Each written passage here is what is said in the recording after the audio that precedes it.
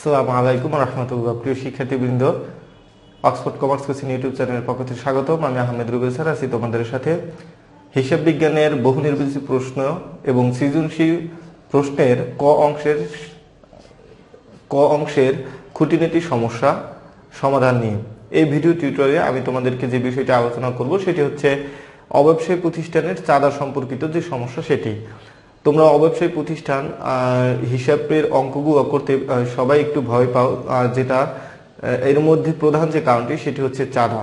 অর্থাৎ চাঁদা সম্পর্কিত যে এন্ট্রিগুলো আছে এগুলোই আমাদের বেশি সমস্যা হয়। আর আজকের ভিডিও টিউটোরিয়ালে আমি তোমাদের এই ভিডিও টিউটোরিয়াল এবং সামনে কয়েকটি ভিডিও টিউটোরিয়াল শুধু আমরা অব্যবসায়ী প্রতিষ্ঠানের চাঁদার উপরে করা হবে আমাদের ভিডিওগুলো, যাতে তোমাদের চাঁদা সম্পর্কিত যত সমস্যা আছে এগুলো সমাধান হয়। অর্থাৎ চাঁদা সম্পর্কিত যত রকমের কোশ্চেন আসতে পারে বা আসছে বিভিন্ন বোর্ডে, সেগুলো আমি সলভ করব একের পর এক ভিডিও টিউটোরিয়ালে। আজকে যে কোশ্চেনটা আমরা সলভ করব সেটি হচ্ছে যশোর বোর্ড 2017 সালে এই কোশ্চেনটি আসছে। তো আসলে দেখি আমাদের এই বোর্ডে কি আছে এবং যশোর বোর্ড 2017 সালে অব্যবসায়ী প্রতিষ্ঠানের চাঁদা নিয়ে যে কোশ্চেনটি করছে সেখানে কি চাওয়া হচ্ছে আমরা এখন সলভ করব। এখানে বলা আছে চলতি বছরে প্রাপ্ত চাঁদা 20,000 টাকা। আবারও আমরা একটু মার্কিং করি, তোমাদের এই চাঁদা সম্পর্কিত বেশি সমস্যা হয় একটি কারণ, সেটি হচ্ছে এখানে 3টি বছরের উল্লেখ থাকে। অর্থাৎ আমরা যত অঙ্ক করছি তাতে কখনো এরকম 3 বছরের কোনো হিসাব থাকে না, কিন্তু অব্যবসায়ী প্রতিষ্ঠানে 3 বছরের হিসাব থাকার কারণে তোমাদের জন্য একটু এটা ক্রিটিক্যাল হয়ে যায়। তো এই জন্য আমরা আজকে দেখব এখানে কিভাবে সমাধানটা করা যায়। দেখো, প্রথমত বলছে চলতি বছরের প্রাপ্ত চাঁদা 20,000 টাকা। অর্থাৎ এবছর অব্যবসায়ী প্রতিষ্ঠানের কোম্পানি বা অব্যবসায়ী প্রতিষ্ঠানটি চাঁদা পাইছে কত? 20,000 টাকা। তাহলে এবং যার মধ্যে বিগত বছরের 2,000 টাকা।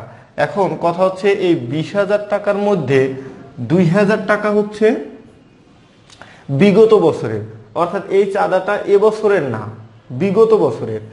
তারপর বলছে পরবর্তী বছরে 3,000 টাকা অন্তর্ভুক্ত আছে। তার মানে কি, এই যে 20,000 টাকা আছে, এই 20,000 টাকার মধ্যে 2,000 টাকা হচ্ছে বিগত বছরের মানে পেছনের বছরের, আর 3,000 টাকা হচ্ছে আগামী বছরের অন্তর্ভুক্ত আছে, মানে এর মধ্যে যোগ করা হয়ে গেছে। এছাড়া চলতি বছরের চাঁদা 4,000 টাকা বকেয়া আছে। চলতি বছরের চাঁদা 4,000 টাকা বকেয়া আছে। তো প্রিয় শিক্ষার্থী, হচ্ছে আমাদের উদ্দীপকটি এবং কোশ্চেনে কি বলা হয়েছে, আয় ব্যয় হিসাবে চাঁদা আয় কত টাকা দেখানো হবে। মানে আয় ব্যয় হিসাবটা হচ্ছে আমার চলতি বছরের হিসাব, এখানে আমার চাঁদার পরিমাণটা কত হবে সেটা আমাদেরকে নিট চাঁদার পরিমাণটা কত হবে সেটা আমাদের চাওয়া হয়েছে। তো প্রিয় শিক্ষার্থী, আমি তোমাদের এই অঙ্কটা বোঝানোর জন্য যে কথাটি বলবো সেটি হচ্ছে, দেখো বর্তমান বছর অর্থাৎ চলতি বছরে প্রথমত আমরা পাইছি কত? 20,000 টাকা। তো আমরা এরকম আয় ব্যয় হিসেবে প্রথমত লিখব, এটা হচ্ছে মনে করে একটি ছক দিলাম যে প্রথমত লিখব প্রাপ্ত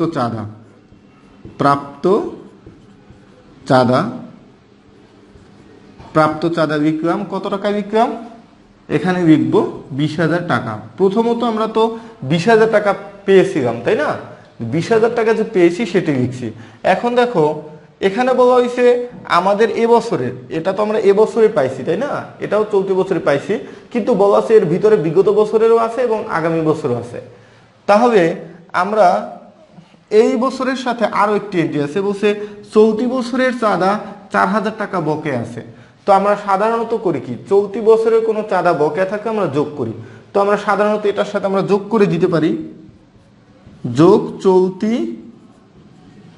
বছরের চাঁদা আমরা যোগ করে দিলাম 4,000 টাকা।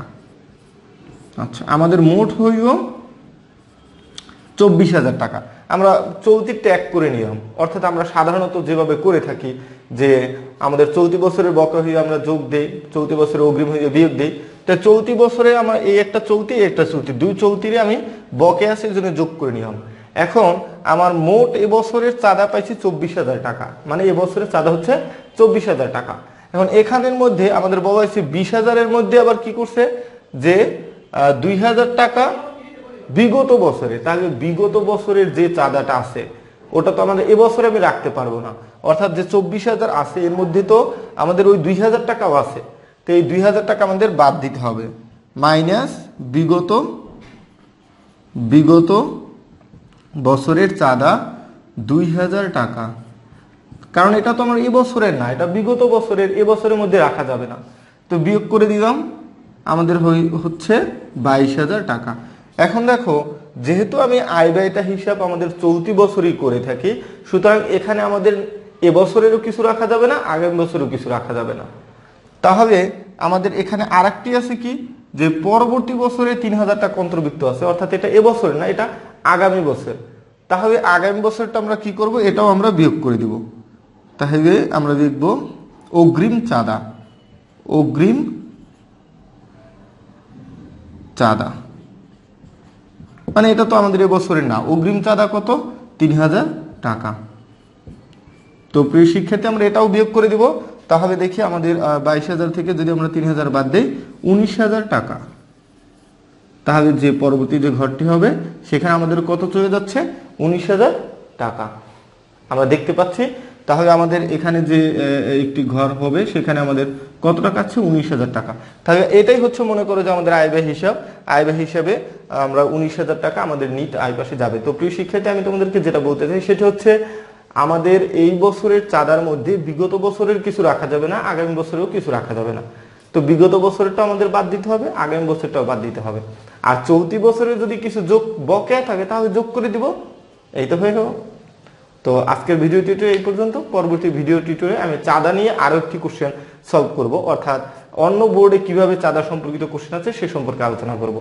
আমাদের ভিডিও টিউটোরিয়ালগুলো যদি ভালো লাগে, তোমাদের উপকার হয়, তাহলে শেয়ার করো, বন্ধুদেরকে উৎসাহিত করো যাতে তারাও উপকৃত হতে পারে। আর আমাদের এটা হচ্ছে 43তম পার্ট MCQ এর উপরে।